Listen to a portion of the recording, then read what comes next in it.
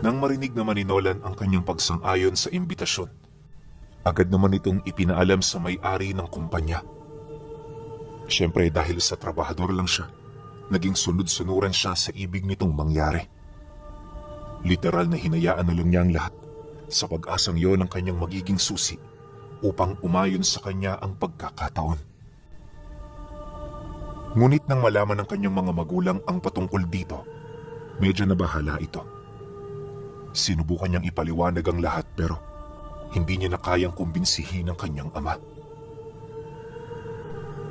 Makinig ka, Ray. Mas matanda ako sa iyo at mas malalim ang karanasan ko. Noong kabataan ko, palagi ako naglilibot.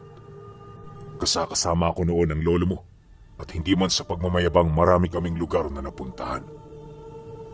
Pero alam mo, sa dinami-rami ng aming napuntahan, tanging ang lugar lang ng Kawayan ang pilit iniiwasan noon ng ama ko. Ang sabi niya sa akin, may lihim na baryo sa lugar na yon kung saan nangaakit ng mga tao. Lahat ipinapakita nila upang ang mga taong biktima ay hindi na makalabas pa. Walang nakakaalam kung ano nangyayari sa mga taong nakakapasok. Pero isa lang ang nasisiguro ng may mga alam ukol dito.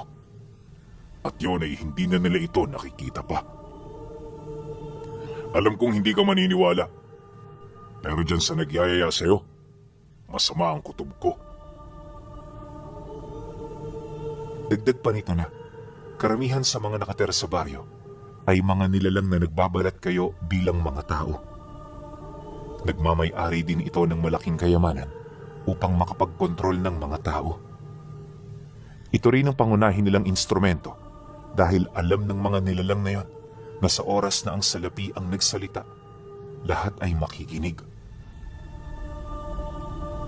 Nang marinig naman niya ang sinabi nito, medyo nakaramdam na rin siya ng takot. Hindi niya mawari pero sa isip-isip niya noong mga sandaling yon, parang nagsasabi ng totoo ang kanyang ama. At kahit mahirap yung paniwalaan, hindi niya yun kinalimutan. Lumaki kasi siyang madikit sa tatay niya, kaya lahat ng bagay na sinasabi nito, hindi niya minamasama. Pagkatapos ng usapan, tsaka pa lamang pumasok si Ray sa loob ng silid para maghanda. Nga pala pinuno, 2 araw na lang noon ang pagitan ng kanilang pag-alis, kaya naman lumalim ang gabi. Hindi siya nagkaroon ng magandang tulog. Pagsapit ng sumunod na araw, naging abala siya sa pagliligpit ng gamit. May pasok pa kasi sila noon pero hindi na siya gaanong inuobliga ng kanyang amo.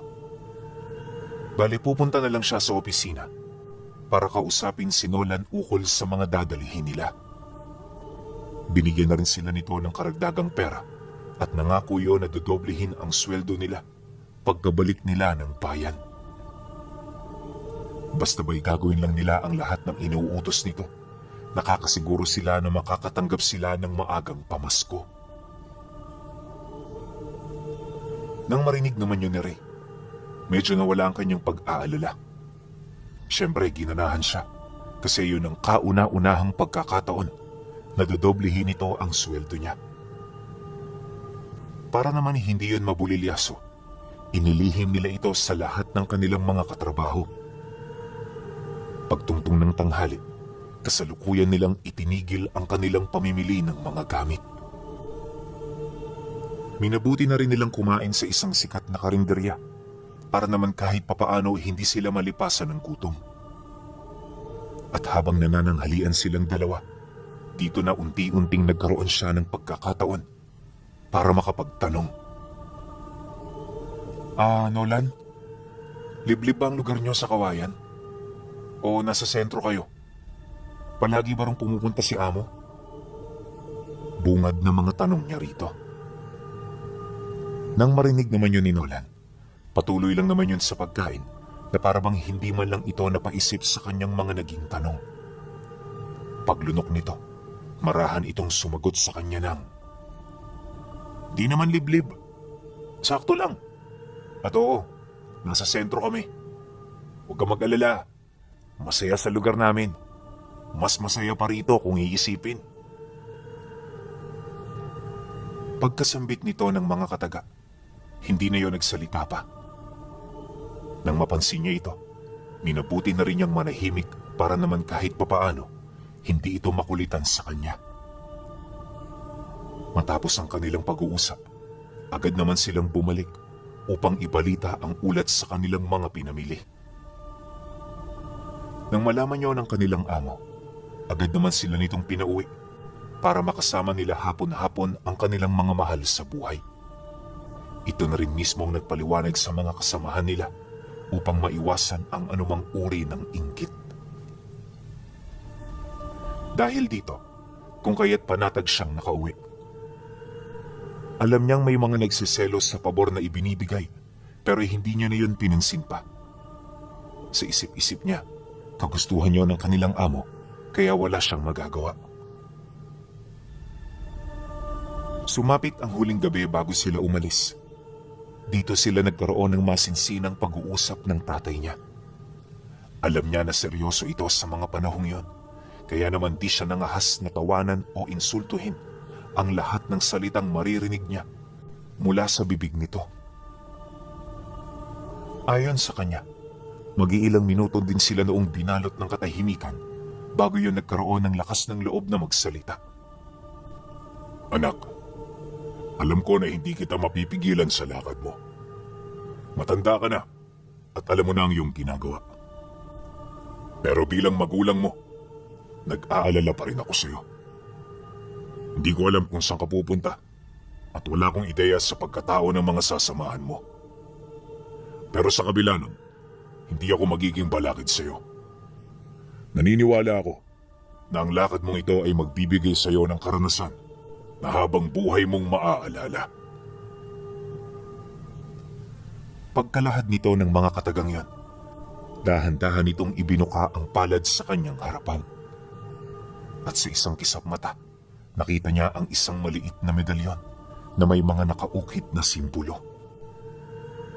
Sa pinakagitna nito, merong isang malaking krus na napapaligiran ng mga espadang nakatarak sa mga kalansay ng demonyo. Sa likurang bahagi naman ng medalyon, may nakita siyang kampana at mga kalapating tila bang may daladalang mga ningning sa mga pakpak nila. Detalyadong-detalyado ang pagkakaukit nito sa medalyon, kaya hindi niya halos maisip kung papaano ito nalikha, lalo na't gapiso lang ang laki nito. Matapos naman niya yung musilayan, agad niyang tinanong ang kanyang ama kung para saan yung ipinapakita niya. Dagdag pa niya na hindi siya susuot ng ganoong kwintas, kaya wag na nitong subukan na alukin siyang suotin yun. Nang marinig naman yun ng tatay niya, seryoso naman itong sumagot ng, "Hindi mo susuotin ang bagay na magliligtas sa buhay mo? Sigurado ka ba dyan, Ray? Tandaan mo, malayo ka sa amin. At kapag may nangyari sa iyo roon, wala nang paraan pa upang ikay mahanap pa. Hindi ko naman sinasabing maniwala ka. Ang sakin lang, sundin mo kung ano ang pabor na hinihingi ko. Sa bandang huli, para rin naman yun sa kaligtasan mo." Nang marinig niya ang sinabi nito, ramdam niya ang galit ng tatay niya. Yun bang, kapag sumagot pa siya ng hindi nito nagustuhan, paniguradong makakastigo na siya nito. Kaya para wala ng pagtalunan, minabuti niya na sundin na lang ang ibig nitong mangyari. Lumipas ang gabi. Maaga pa siyang nagising. 5:00 ng madaling araw ang alis nila, kaya 3:00 pa lang, nasa bahay na siya ng kaibigan niya. Matyaga siyang naghintay sa labas, hanggang sa mapansin na siya ng pamilya nito. Pagpasok naman niya sa loob ng bahay, doon na nila hinintay ang kanilang amo at ang kanilang masasakyan. Malayo-layo ang lugar na kanilang pupuntahan, kaya inaasahan niyang aabutin ito ng isang buong araw na biyahe. At hindi nga siya nagkamali. Ayon sa kanya, 5:00 ang alis nila. 8:00 sila ng gabi nakarating. Gabing-gabi na, kaya hindi na sila nagkaroon ng pagkakataon na makapaglibot sa baryo. Ngunit kahit madilim ang daang kanilang tinahak, isa lang ang napansin noon ni Ray, at yon ay ang kawalan ng mga tahanan sa gilid ng daan. Medyo nakakaalarma ang ganoong lugar para sa kanya, dahil na rin sa mga kwento at babala ng tatay niya. Gayunpaman sa kabila nito, nanalig pa rin siyang walang mangyayaring masama sa kanila. Sumapit ang sumunod na araw. Hindi siya nagkaroon ng maayos na tulog. Paggising ng mga kasama niya, agad niyang nilapitan yung kaibigan niya. Buong magdamag na hindi nakaidlip itong si Ray, kaya sigurado siyang napakahaba ng gabi sa lugar na yun. Kung sa syudad nila, 12 oras lang ang gabi, sa baryong yun halos 18 oras ito. Kaya niya yun nasabi kasi siya mismo ang nag-oras dito. Nang marinig naman ni Nolan ang kanyang sinabi, imbis na magseryoso ito, napangiti lang yun sa kanyang mga sinabi. Pagkatitigan nilang dalawa, sumagot ito sa kanya ng, "Mahaba? Baka naman nananaginip ka lang, Ray. Ganyan talaga pag bago ka sa isang lugar. Talagang maninibago ka. O siya, sumunod ka na sa akin at nang makapag-almusal na tayo." Pagkauwi ka nito, dali-dali yung tumayo at nagbukas ng pinto. Siya naman noon, niligpit muna ang kanilang mga gamit bago siya sumunod. Pagbaba nilang dalawa mula sa ikalawang palapag, sinalubong sila ng malaking pamilya nito. Dito na rin niya napagtanto na napakalaki rin pala ng bahay nila Nolan sa lugar na yon. At sa estado ng pamilya, mukhang literal itong may kaya sa buhay.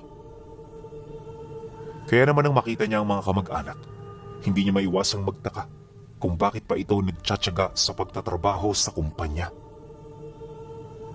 Nang marinig naman niyo ng kaibigan niya, inilahad nito sa kanya na hindi niya pagmamay-ari ang yaman na yon. Sa mga magulang niya ito, at kung gusto niyang umunlad ang buhay niya, kailangan din niyang dumaan sa matinding paghihirap upang malasap ang tagumpay na kanyang hinahanap. Matapos naman niyang marinig ang naging rason nito, di niya maiwasang sumang-ayon dito.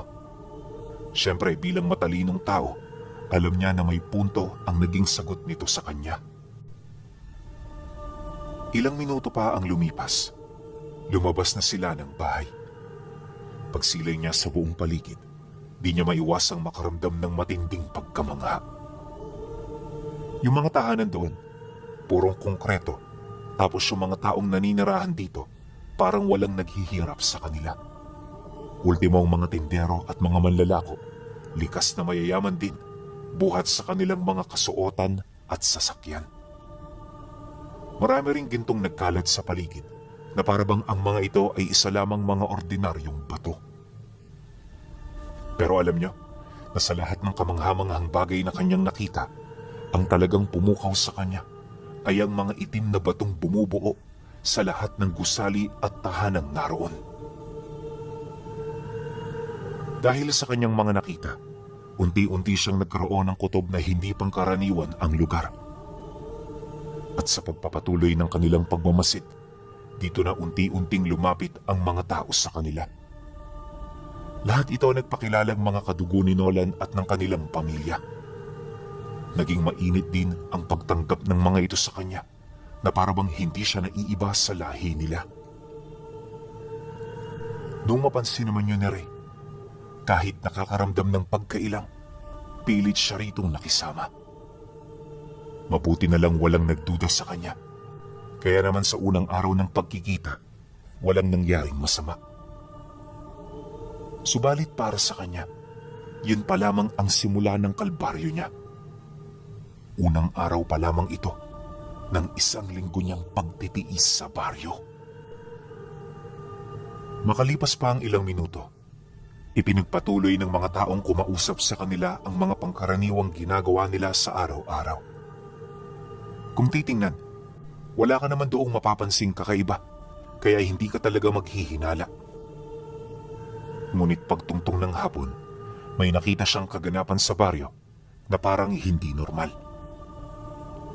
Ayon sa kanya, Habang kumakain sila ng mga pagkaing dala nila, dumating ang mga manlalako na ang mga dala-dala ay purong mga itim na baboy.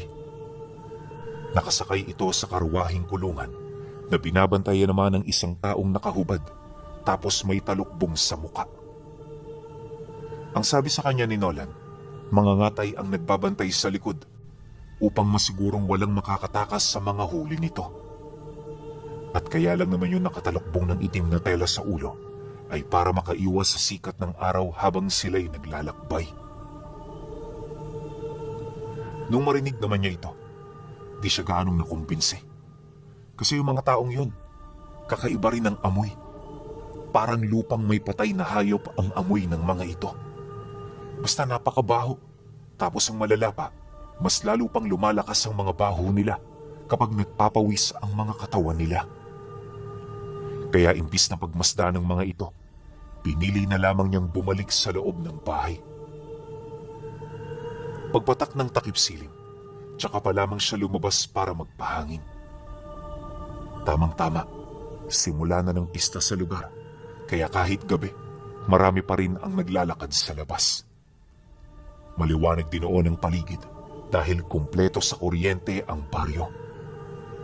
At kahit masyadong maaga pa, rinig na nila ang kasiyahan sa plaza. Pagpatak ng 7:00, pumunta sila doon para makiusyoso. At sa unang bungad pa lamang nila, sumalubong na sa kanila ang magagandang dilag. Ayon kay Nolan, mula ang mga ito sa karatig baryo. Tuwing pista, dumadagsa talaga ang mga ito dahil sa alam nilang bukas yun sa mga dayo. Hindi rin ito pinagdadamutan sa mga pagkaing nakahanda, kaya naman lahat ng nakakarating doon, nagkakasiyahan talaga. Dagdag pa nito na, ano man ang makita niyang pagkain, wag na wag siyang mahiyang dumampot. Matapos naman nilang magkausap, pansamantala silang nagkahiwalay. Isinama kasi noon si Nolan ng mga kaibigan niya, kaya wala siyang nagawa kundi ang maghintay. Ang ginawa niya, nakaupo siya sa isang tabi, kung saan naroon ang mga taong tahimik na nagmamasid sa plaza. Akala nga niya taga-baryo ang mga ito, kaya naman hindi niya yun gaanong pinagmasdan at pinansin. Ngunit habang tumatagal na sila sa lugar, tila bang hindi pa rin nagbabago ang kilos ng mga taong kasabayan niyang nakaupo. Kagaya niya, tahimik lang din yung nagmamasid na para bang naninibago sa mga nakikita nila. Dala ng kuryosidad, dito siya naglakas loob na magtanong sa taong pinakamalapit sa kanya.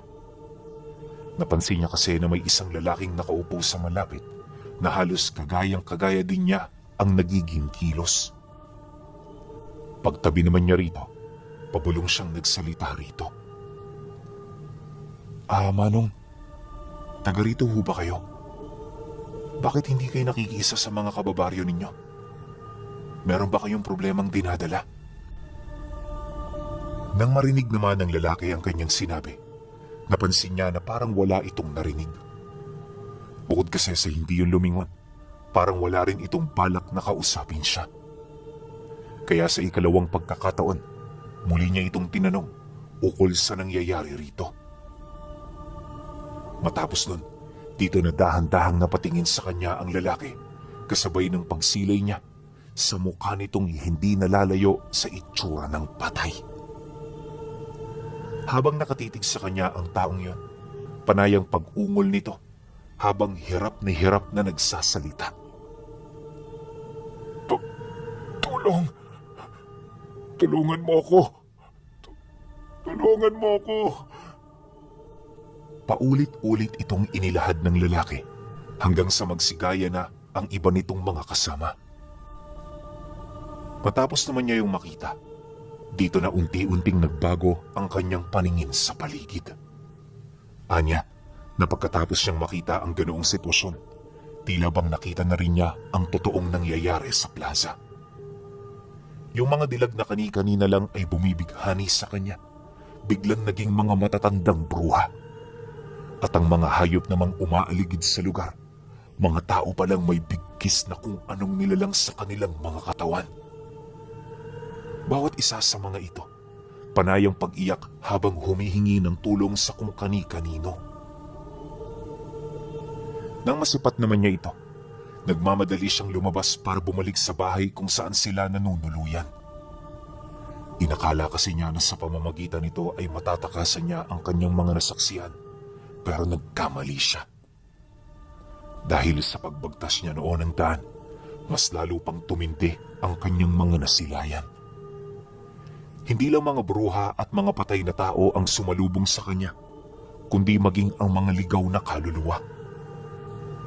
Pagdating niya sa sentro, nadatnan niya ang mga kauri nito na kasalukuyang kumakatay ng mga baboy. Akala niya ordinaryong baboy lang ang mga ito, pero paghahawak na paghahawak niya sa medalyon niya, bigla na lamang naging tao ang mga ito. Pilit yung nagsisisigaw at nagmamakaawa, ngunit sa kasamaang palad walang nakikinig sa kanila. Matapos niya yung makita, imbis na bumalik pa sa bahay na tinutuluyan nila, napilitan siyang kumaripas ng takbo papalayo rito. Sa puntong yun pinuno, iisang bagay na lamang ang pumasok sa isipan niya, at ito ay walang iba kundi ang iligtas ang sarili niya. Pero paglabas niya ng baryo, bigla siyang napadpad sa isang lugar na parang tapunan ng mga bangkay. Malawak ang lugar na yon, at sa dami ng mga labing itinapon dito, mamasama na ang lupa. Hindi rin mailarawan ang amoy ng paligid, pero kahit na ganon, pilit niya itong binagtas. Maya-maya pa, bahagya naman siyang napahinto nang may marinig siyang atungal ng mga nilalang mula sa baryo. Alam niyang hinahanap siya ng mga ito, kaya bago pa man siya matagpuan, pilit na siyang nag-isip ng plano kung papaano niya ito matataguan. Naniniwala siya na walang saysayang tumakbo ng tumakbo, gawa ng sa bilis ng mga nilalang na yon, hindi malabong maabutan siya kaagad nito. Kaya para ito ay malinlang, kinakailangan niyang kumubli mula sa mga labi ng mga namaalam. Bagaman may kutob siyang hindi niya ito kayang gawin, pilit niya yung isinakatuparan, alang-alang sa pagmamalabis niya na makaligtas. 3 gabi siyang nagtago sa mga patay para lamang makaligtas sa mga nilalang. At kapag umaga, dito siya palihim na umuusad. Ayon sa kanya, na kaya siya natagalan na makaalis doon ay dahil sa dami ng mga nilalang na umaaligid. Kabilang sa mga ito ang iilang hayop at mga taong walang sawang tumatawag noon sa kanyang pangalan. Mabuti na lang talaga mautak itong si Ray, kaya nakaligtas siya. Nang marating niya ang daang nagdudugtong sa mga malalapit na kabayanan, mabilis naman niya yung tinahak.